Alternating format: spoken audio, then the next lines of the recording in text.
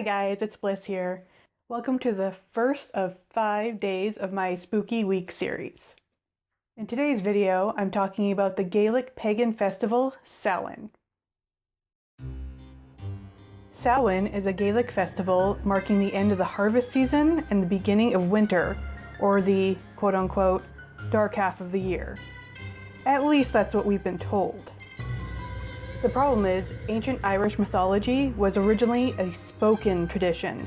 So much of the British and Gaulish Celts didn't leave writings predating Christianity. Much of the ancient Irish mythology wasn't written down until the Middle Ages by Christian monks. Due to the Roman invasion and the colonization of much of these territories, as well as the arrival of Christianity and the Anglo-Saxon conquest of Britain, we've had to depend on Roman sources and Christianized Irish mythology to learn more about the Celtic culture and religion of the time.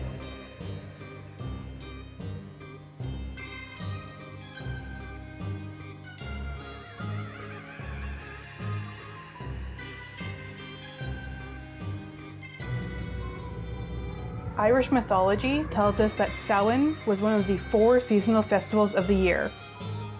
In the 10th century tale, The Wooing of Emer, lists Samhain as the first of these 4 quote-unquote quarter days. The tales say it was marked by great gatherings where they held meetings, feasted, drank alcohol, and held competitions.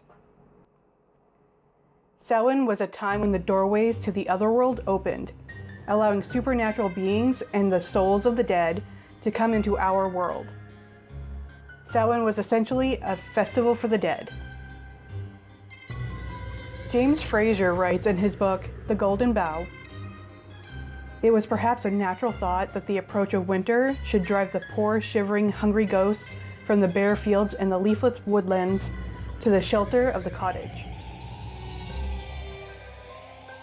Each Samhain, a host of otherworldly beings was said to emerge from Onakat. I hope I pronounced that correctly, I'm sorry if I butchered it.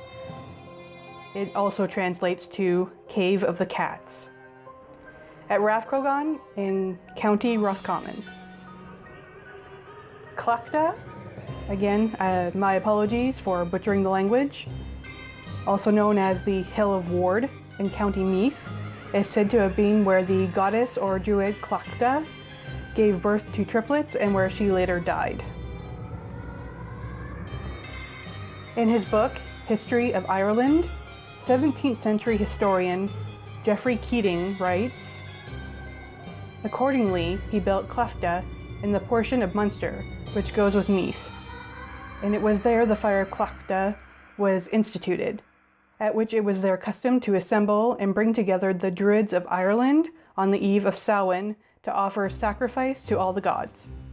It was at the fire they used to burn their victims, and it was of obligation under penalty of fine to quench the fires of Ireland on the night, and men of Ireland were forbidden to kindle fires except from this fire." However, Keating doesn't give a source for this account. Some specific creatures were associated with mythology surrounding Samhain, including a shape-shifting creature called a puka that receives harvest offerings from the field. The Lady Gwyn is a headless woman dressed in white who chases night wanderers and was accompanied by a black pig. The Dullahan, a type of fairy, is depicted as a headless rider, usually on a flame-eyed black horse, who carries their own head. The appearance of the Dullahan was a death omen to anyone who encountered them. The Colini calendar had a month named Simonios that was celebrated with a festival and feast. This feast, however, did not always fall on the 1st of November. Relying on the Colini calendar, folklorists theorized the year was divided into 2 halves, Samhain being the cold half and Beltane being the warm. John Rees and James Frazer suggested that it was the quote-unquote Celtic New Year, and this view has been repeated by some other scholars. However, Ronald Hutton says that the evidence for it being the Celtic or Gaelic New Year's Day is flimsy. It's said that bonfires were lit on hilltops at Samhain, and there were rituals involving them. It is suggested that the fires were a kind of imitative magic, that they mimicked the sun, helping the quote-unquote powers of growth, and holding back the decay and darkness of winter. They may also have served to symbolically, quote-unquote, burn up and destroy all harmful influences. Accounts from the 18th and 19th centuries suggest that the fires, as well as the smoke and ashes, were deemed to have protective and cleansing powers. Traditionally, Samhain was a time to take stock of the herds and food supplies. Cattle were brought down to the winter pastures after 6 months in the higher summer pastures. It was also the time to choose which animals would need to be slaughtered for the winter. This custom is still observed by many who farm and raise livestock, because it is when meat will keep since the freeze has come, and also since summer grass is gone and free foraging is no longer possible. James Fraser, relying on Keating's account, made it one of his fire festivals.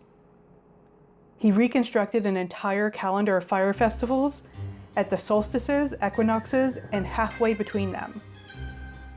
Many have adopted this quote-unquote Celtic calendar. In his book, The Golden Bough, he writes, "In ancient Ireland, a new fire used to be kindled every year on Halloween, or the eve of Samhain. And from this sacred flame, all the fires in Ireland were rekindled." Joseph Train wrote in A Statistical Account of the Isle of Man that the Druidical festival, All Halloween, called by the islanders Samhain, has been observed in the Isle of Man till a late period, by kindling of fires with all of the accompanying ceremonies, to prevent the baneful influences of fairies and witches. However, these fires were virtually absent from regions of the British Isles, with the exception of Dublin and Ulster, as well as the Isle of Skye in 1923. From this, it seems there were no great Celtic fire festivals at Samhain.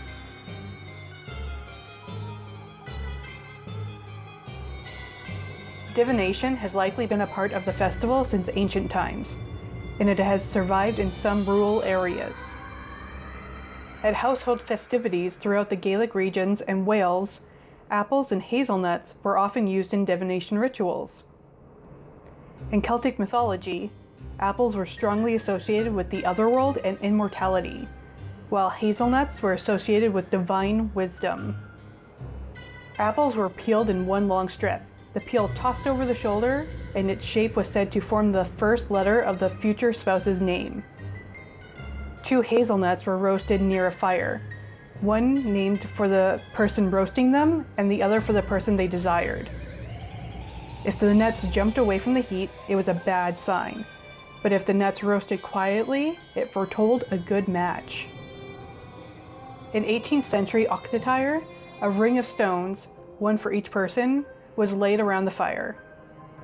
Everyone then ran around it with a torch exulting. In the morning, the stones were examined, and if it was mislaid, it was said that the person it represented would not live out the year.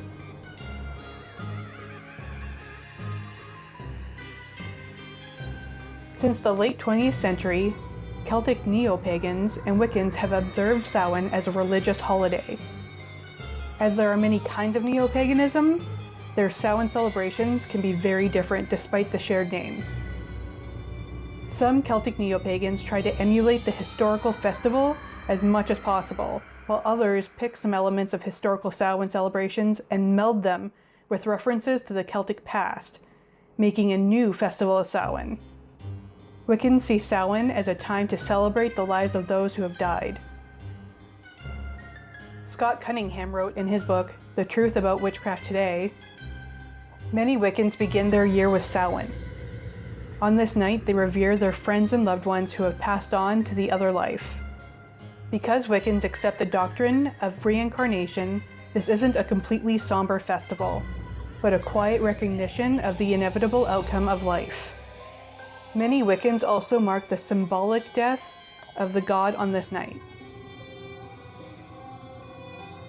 In conclusion, we don't know with absolute certainty what the ancient Celts' beliefs and traditions were in regards to Samhain. All we really have is most likelies, and traditions built on those most likelies. So that's all I have for you guys for today.